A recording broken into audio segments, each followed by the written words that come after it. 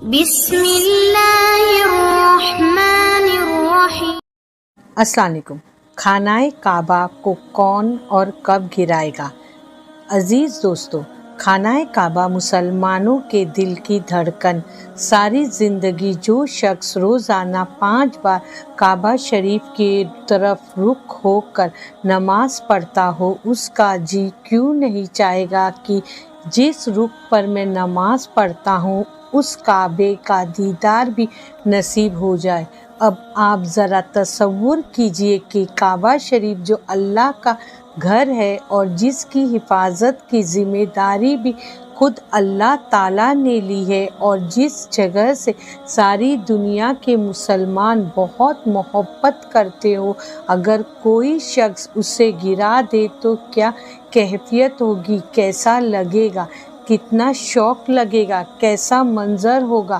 جی ہاں، ایسا بھی وقت اس دنیا نے دیکھنا ہے، کیونکہ اس بارے میں رسول اللہ صلی اللہ علیہ وسلم نے فرمایا کہ قیامت کی سب سے بڑی نشانی یہ ہے کہ ایک آدمی مکہ میں داخل ہوگا جو کہ خانہ کعبہ کو گرا دے گا اور اس کے ٹکڑے کر کے سمندر میں پھینک دے گا۔ پھر آپ نے اس آدمی کی نشانی بتائی۔ دوستو، اس واقعے کی تفصیل سے پہلے میں آپ کو بتاتی چلوں کہ جب یمن کے بادشاہ ابرہہ نے خانہ کعبہ کو گرانے کی کوشش کی تھی تو اس کا کیا حشر ہوا تھا۔ حضور اکرم صلی اللہ علیہ وسلم کی پیدائش سے صرف 25 دن پہلے یمن کا بادشاہ ابرہہ ہاتھیوں کی فوج لے کر کعبہ شریف کو ڈھانے کے لیے مکہ پر حملہ ور ہوا تھا۔ اس کا سبب یہ تھا کہ ابرہہ نے یمن کے دارالسلطنت صنعاء میں ایک بہت ہی شاندار اور عالی شان گرجا گھر بنایا اور یہ کوشش کرنے لگا کہ عرب کے لوگ بجائے خانہ کعبہ کے یمن آ کر اس گرجا گھر کا حج کیا کریں۔ جب مکہ والوں کو یہ معلوم ہوا تو قبیلے کنعان کا ایک شخص گوج و غضب میں جل بھون کر یمن گیا اور وہاں کے گرجا گھر میں بہانہ بنا کر گھس گیا اور اس کو نجاست گندگی سے لت پت کر آیا۔ جب ابرہہ نے یہ واقعہ سنا تو وہ تیش غصے میں آپے سے باہر ہو گیا اور خانہ کعبہ کو ڈھانے کے لیے ہاتھیوں کی فوج لے کر مکہ پر حملہ کر دیا، اور اس کی فوج کے اگلے دستے نے مکہ والوں کے تمام اونٹوں اور دوسرے مویشیوں کو چھین لیا۔ اس میں 200 یا 400 اونٹ عبد المطلب کے بھی تھے۔ حضرت عبد المطلب کو اس واقعے سے بڑا رنج پہنچا، چنانچہ ابرہہ سے آپ اس معاملے میں گفتگو کرنے کے لیے اس کے لشکر میں تشریف لے گئے۔ جب ابرہہ کو معلوم ہوا کہ قریش کا سردار اس سے ملاقات کے لیے آیا ہے تو اس نے آپ کو اپنے خیمے میں بلا لیا، اور جب ابرہہ نے حضرت عبد المطلب کو دیکھا کہ وہ ایک بلند قامت، روبدار اور نہایت ہی حسین جمیل آدمی ہے جن کی پیشانی پر نور جاہ و جلال چمک رہا ہے، تو صورت دیکھتے ہی ابرہہ معروق ہو گیا اور بے اختیار تخت شاہی سے اتر کر آپ کی تعظیم و تکریم کے لیے کھڑا ہو گیا اور اپنے برابر بٹھا کر دریافت کیا کہ کہیے سردار قریش، یہاں آپ کی تشریف آوری کا کیا مقصد ہے؟ حضرت عبد المطلب نے جواب دیا کہ ہمارے اونٹ اور بکریاں وغیرہ جو آپ کے لشکر کے سپاہی ہاک لائے ہیں، آپ ان سب مویشیوں کو ہمارے سپرد کر دیجیے۔ یہ سن کر ابرہہ نے کہا کہ اے سردار قریش، میں تو یہ سمجھتا تھا کہ آپ بہت ہی حوصلے مند شاندار آدمی ہیں، مگر آپ نے مجھ سے اپنے اونٹوں کا سوال کر کے میری ہی نظروں میں اپنا وقار کم کر دیا ہے۔ اونٹ اور بکریوں کی حقیقت ہے ہی کیا؟ میں تو آپ کے کعبہ کو توڑ پھوڑ کر برباد کرنے کے لیے آیا ہوں، آپ نے اس کے بارے میں کوئی گفتگو نہیں کی۔ حضرت عبد المطلب نے کہا کہ مجھے تو اپنے اونٹ سے مطلب ہے، کعبہ میرا گھر نہیں ہے بلکہ وہ خدا کا گھر ہے، وہ خود اپنے گھر کو بچا لیں گے، مجھے کعبہ کی ذرا بھی فکر نہیں ہے۔ یہ سن کر ابرہہ اپنے فرعون لہجے میں کہنے لگا کہ اے سردار مکہ سن لیجئے، میں کعبہ کو ڈھا کر اس کی اینٹ سے اینٹ بجا دوں گا اور روئے زمین سے اس کا نام و نشان مٹا دوں گا، کیونکہ مکہ والوں نے میرے گرجا گھر کی بڑی بے حرمتی کی ہے، اسی لیے میں اس کا انتقام لینے کے لیے کعبہ کو مسمار تباہ کر دینے ضروری سمجھتا ہوں۔ حضرت عبدالمطلب نے فرمایا، پھر آپ جانے اور خدا جانے، میں آپ سے سفارش کرنے والا کون؟ اس گفتگو کے بعد ابراہیم نے تمام جانوروں کو واپس دینے کا حکم دے دیا اور عبدالمطلب تمام اونٹوں اور بکریوں کے ساتھ لے کر اپنے گھر چلے آئے اور مکہ والوں سے فرمایا کہ تم لوگ اپنے اپنے مال و مویشیوں کو لے کر مکہ سے باہر نکل جاؤ اور پہاڑوں کی چوٹیوں پر چڑھ کر دراروں میں چھپ کر پناہ لو۔ مکہ والوں سے یہ کہہ کر پھر خود اپنے خاندان کے چند آدمیوں کے ساتھ لے کر خانہ کعبہ میں گئے اور دروازے کا حلق پکڑ کر انتہائی بے قراری اور گہرائیوں جاری رو کر کے ساتھ دربار الہی میں اس طرح دعا مانگنے لگے، اے اللہ، بے شک ہر شخص اپنے اپنے گھر کی حفاظت کرتا ہے، لہٰذا تو بھی اپنے گھر کی حفاظت فرما اور صلیب والوں اور صلیب کے پجاریوں عیسائیوں کے مقابلے میں اپنی اطاعت شعاع کی مدد فرما۔ حضرت عبدالمطلب نے یہ دعا مانگی اور اپنے خاندان والوں کو ساتھ لے کر پہاڑ کی چوٹی پر چڑھ گئے اور خدا کی قدرت کا جلوہ دیکھنے لگے۔ ابراہیم جب صبح کو کعبہ ڈھانے کے لیے اپنے لشکر زرہ اور ہاتھیوں کی قطار کے ساتھ آگے بڑھا اور مقام مقدس میں پہنچا تو خود اس کی ہاتھی جس کا نام محمود تھا ایک دم بیٹھ گیا، بہت مارا اور بار بار للکارا مگر ہاتھی نہیں اٹھا۔ اتنے میں قہر الہی ابابیلوں کی شکل میں نمودار ہوئے اور ننھے ننھے پرندے جھنڈ کے جھنڈ جن کی چونچ اور پنجوں میں تین تین کنکریاں تھیں سمندر کی جانب سے حرم کعبہ کی طرف آنے لگے۔ ابابیلوں کے ان لشکروں نے ابرہہ کی فوج پر اس زور شور سے سنگ باری شروع کر دی کہ انا فنا میں ابرہہ کے لشکر اور اس کے ہاتھیوں کے پرچم اڑ گئے۔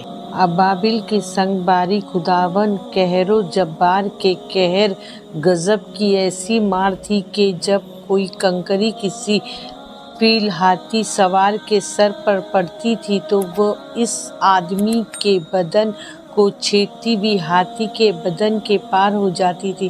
ابرہہ کی فوج کا ایک آدمی بھی زندہ نہیں بچا اور سب کے سب ابراہیم اور اس کے ہاتھیوں سمیت اس طرح ہلاک و برباد ہو گئے کہ ان کی جسموں کی بوٹیاں ٹکڑے ٹکڑے ہو کر زمین پر بکھر گئیں۔ چنانچہ قرآن مجید کی سورہ فیل میں خداوند قدوس نے اس واقعے کا ذکر کرتے ہوئے فرمایا، یعنی اے محبوب، کیا آپ نے نہیں دیکھا کہ آپ کے رب نے ان ہاتھی والوں کا کیا حال کر ڈالا؟ کیا ان کے دعوے کو تباہی میں نہ ڈالا اور ان پر پرندوں کی ٹکڑیاں بھیجی تاکہ انہیں کنکر کے پتھروں سے مارے تو انہیں چبائے ہوئے بھوسے جیسا بنا ڈالا۔ جب ابراہیم اور اس کے لشکروں کا یہ انجام ہوا تو عبدالمطلب پہاڑ سے نیچے اترے اور خدا کا شکر ادا کیا۔ ان کی اس کرامت کی دور دور تک چرچا ہو گئی اور تمام اہل عرب ان کو ایک خدا رسیدہ بزرگ کی حیثیت سے قابل احترام سمجھنے لگے۔ تو دوستو، اب آپ کو اس واقعے کے بارے میں بتاتے ہیں جو قیامت کے نزدیک پیش آئیں گے اور جس کے بارے میں حضرت محمد مصطفیٰ صلی اللہ علیہ وسلم نے فرمایا تھا، اللہ پاک کا آپ صلی اللہ علیہ وسلم پر خاص کرم یہ ہے کہ آپ सल्लल्लाहु अलैहि वसल्लम को अल्लाह पाक ने तमाम इल्म अता फरमाए जिनका तसव्वुर हमारे इंसानी जहन कभी नहीं कर सकता। जो बात हमारे नबी ने फरमा दी वह पूरी होकर रहेगी। अल्लाह पाक इरशाद फरमाते हैं और वो यानी नबी कोई बात अपनी ख्वाहिश से नहीं करते, वो वही कहते हैं जिसकी उन्हें वही की जाती है। अल्लाह के इल्म के समंदर के मुकाबले में नबी करम का इल्म एक कतरा है, मगर आपका ये कतरा तमाम मखलूक के लिए एक समंदर के बराबर है। ये बात सच है कि हम आप सल्लल्लाहु अलैहि वसल्लम के इल्म के बारे में अंदाज़ा नहीं लगा सकते। अल्लाह की ज़ात तो बहुत ही वासी है, हम इसका अंदाज़ा किस तरह लगाएंगे। आप सल्लल्लाहु अलैहि वसल्लम ने अपने से पहले गुज़रे हुए अंबियाए इकराम और उनकी उम्मतों के साथ साथ आने वाले वक्तों के बारे में भी अपनी उम्मत को आगाह कर दिया। मुहद्दिसीन और मुफस्सिरीन का कहना है कि जब क़यामत करीब आने वाली होगी तो खानाए काबा को गिराए जाने का वाक़या पेश आएगा। जिन लोगों को इस बारे में इल्म नहीं है उनको इस बारे में हदीस मुबारक की रोशनी में बताते हूँ। खानाए काबा अल्लाह पाक की निशानियों में से एक अजीम शान निशानी है। जब तक काबा कायम है उस वक्त तक दुनिया भी कायम व दायम रहेगी। जब खाना काबा को गिरा दिया जाएगा तब क़यामत रहनुमा होगी। जब क़यामत करीब आएगी तो एक बदबख्त हब्सी खाना काबा को गिरा देगा, फिर क़यामत आएगी। मोहम्मद मुस्तफ़ा सल्लल्लाहु अलैहि वसल्लम ने फरमाया, हब्सी को छोड़े रहो जब तक वह यमन छोड़े रहे, क्योंकि काबे का ख़जाना ना निकलेगा मगर हब्सा का एक छोटी पिंडलियों वाला काबे को गिराने वाला एक गैर मुस्लिम हब्सी होगा। हब्सा के बारे में एक रिवायत है कि इथोपिया जो है उसमें जो अफ्रीकी एरिया है उसको हब्सा कहा जाता है। हब्सा से एक हब्सी काबाए मुअज़्ज़मा को गिराने के इरादे से और उसके नीचे से खजाना निकालने की नीयत से पूरी रात चलेगा, यहाँ तक कि वाकई वह काबा तक पहुँच जाएगा। ये बात मशहूर है कि काबा के नीचे बहुत सारे बादशाहों का खजाना दबा हुआ है। वह शख्स इसी लालच में उस खजाने को हासिल करने के लिए खानाए काबा को ढह देगा। उसी कमीने हब्सी के बारे में आप सल्लल्लाहु अलैहि वसल्लम ने इरशाद फरमाया, उस हब्सी की शक्ल व सूरत ऐसी होगी कि वो छोटी पिंडलियों वाला एक हब्सी होगा जो खाने काबा को गिराएगा। जबकि बुखारी शरीफ में लिखा है कि रसूलुल्लाह सल्लल्लाहु अलैहि वसल्लम ने फरमाया, गोया मैं उस हब्सी को देख रहा हूँ, वह काला और चौड़ी टांगों वाला है, काबा के पत्थर और ईंटों को उखाड़ उखाड़ कर फेंक रहा है। बुखारी शरीफ में है कि कुब्बे क़यामत के वक्त हज़रत ईसा अलैहिस्सलाम की वफ़ात के बाद जब लोगों के सीनों से कुरान पाक अल्लाह उठा लेगा और दुनिया में कोई भी अल्लाह अल्लाह कहने वाला ना होगा तो उसके बाद वह बकबक हब्सी खाना काबा को गिराएगा। इस हदीस में अफ़ान का लफ्ज़ इस्तेमाल हुआ है और अफ़ान वह है जो अकड़ता हुआ चले या चलने में उसके दोनों पंजे नज़दीक रहे और दोनों एड़ियों में फासला रहे। वह हब्सी मरदूद जो क़यामत के करीब खाना काबा को ढाएगा वह इस शक्ल का होगा। दूसरी रिवायत में है कि उसकी आंखें नीली, नाक फैली हुई होगी और पेट बड़ा होगा। उसके साथ और भी लोग होंगे। वह काबा का एक एक पत्थर उखाड़ डालेंगे और समुंदर में ले जाकर फेंक देंगे। ये क़यामत के बिल्कुल नज़दीक होगा। अल्लाह ताला से दुआ है कि अल्लाह हमें नेक काम करने की तौफीक दे और बुराइयों से दूर रहने की हमें हिम्मत तौफीक अता फरमाए।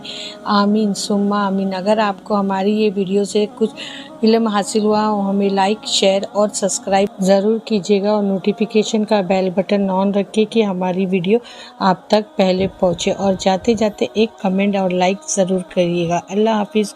दुआ में याद रखिए।